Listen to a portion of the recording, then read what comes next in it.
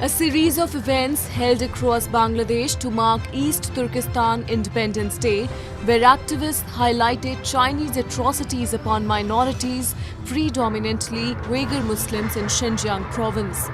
Since the Chinese forceful occupation of East Turkestan, now Xinjiang province, in 1949, human rights situation there has worsened dramatically, culminating in genocide continuing till today.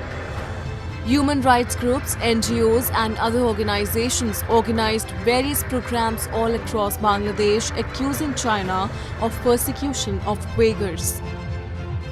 To mark the day, ulemas and imams held a meeting at the seminar hall of National Press Club, whereas a street play using the unique Uyghur face masks and flags was held at Shahabad near Dhaka University.